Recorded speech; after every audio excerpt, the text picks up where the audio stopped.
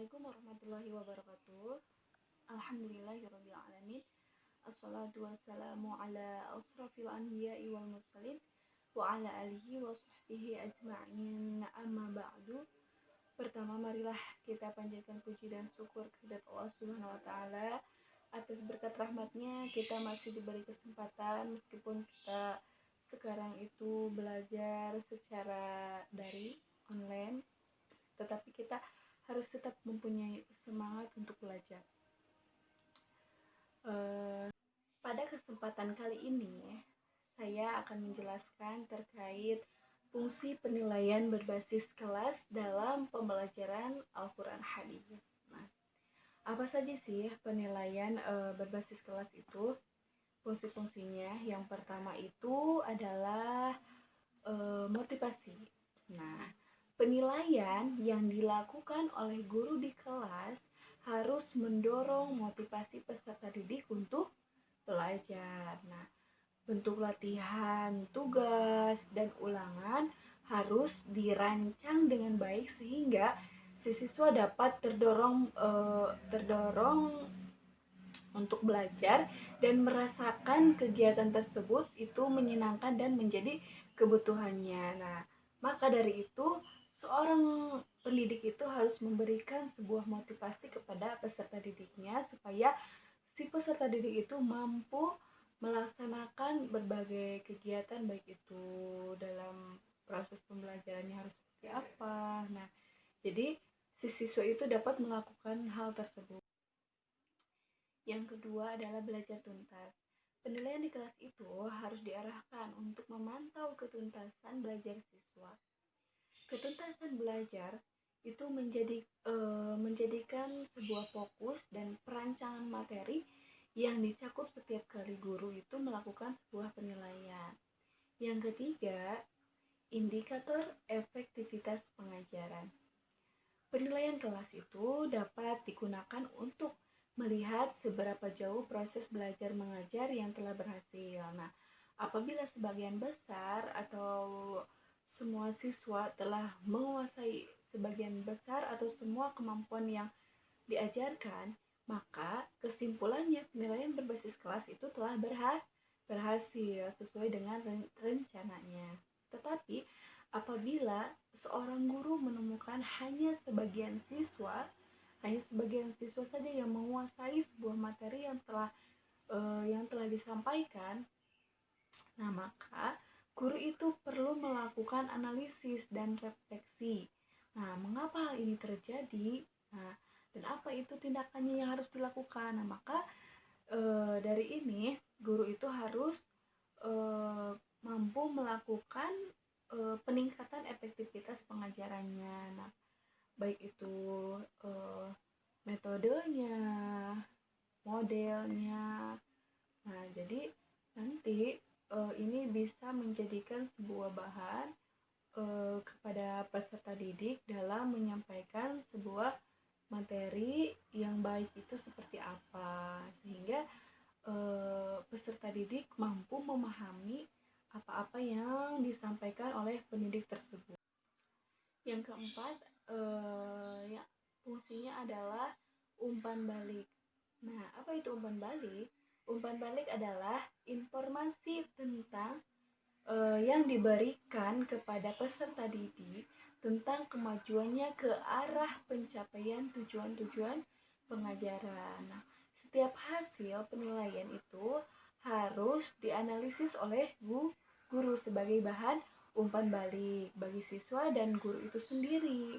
Karena umpan balik hasil penilaian itu harus sangat bermanfaat bagi siswa agar siswa mampu mengetahui kelemahan yang dialami oleh siswa tersebut dan mencapai kemampuan yang diharapkan, dan siswa minta melakukan latihan atau pengayaan yang dianggap itu perlu. Nah, baik sebagai tugas individu maupun kelompok. Nah, analisis hasil penilaian juga berguna bagi guru untuk melihat hal-hal apa yang perlu diperhatikan dalam penilaian berbasis kelas. Nah, pembahasan yang kedua, di sini saya akan menjelaskan terkait dengan prinsip prinsip penilaian berbasis kelas dalam pembelajaran Al-Quran Hadis. Nah, apa saja sih prinsip-prinsip berbasis kelas tersebut? Yang pertama itu adalah valid.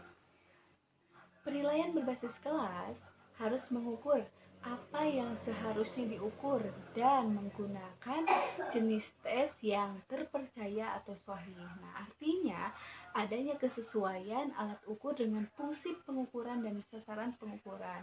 Nah, jadi dalam hal ini, dalam penilaian berbasis kelas itu, contohnya saja dalam pembelajaran Al-Quran Hadis, misalnya seorang siswa tersebut itu harus mampu menghafal atau membacakan terkait dengan hadis tentang mencari ilmu misalnya. Nah, maka metodenya atau di tesnya itu dengan menggunakan yang sahih, yang terpercaya. Nah, contohnya kita bisa dengan tes lisan. Nah, dengan hal itu nanti penilaian berbasis kelas itu dapat diukur apakah siswa tersebut itu memahami atau memahami dan juga menghafal hadis tersebut atau tidak. Nah, yang kedua itu mendidik. Penilaian berbasis kelas atau PBK harus memberikan sambungan positif pada pencapaian hasil belajar peserta didik, di mana mendidik di sini seorang pendidik itu harus memberikan sebuah pengalaman yang bisa dijalankan oleh peserta didik tersebut, dan sehingga peserta didik tersebut itu bisa meningkatkan kualitas belajarnya dalam pembelajaran Al-Quran Hadis tersebut. Nah, yang ketiga, berorientasi pada kompetensi. Penilaian berbasis kelas atau PBK harus menilai pencapaian kompetensi peserta didik yang meliputi seperangkat pengetahuan, sikap, keterampilan, dan nilai yang terefleksi dalam kebiasaan berpikir dan bertindak. Nah, maka penilaian berbasis kelas itu harus meliputi pengetahuan, sikap, keterampilan, dan nilainya itu seperti apa, ya. Yang keempat, prinsipnya adalah adil dan objektif. Nah, penilaian berbasis kelas atau PBK harus mempertimbangkan rasa keadilan dan objektivitas peserta didik. Nah, tanpa membeda-bedakan jenis kelamin, latar belakang etnis, budaya, dan berbagai lainnya, sehingga nanti berbagai hal yang memberikan kontribusi pada pelajaran. Nah, maka di sini prinsip penilaian berbasis kelas itu harus adil dan objektif. Kriteria yang jelas dalam penilaiannya harus seperti apa? Misalnya penilaian dalam penulisan ayat Al-Quran, surah apa, harus seperti apa, terus apa yang dinilainya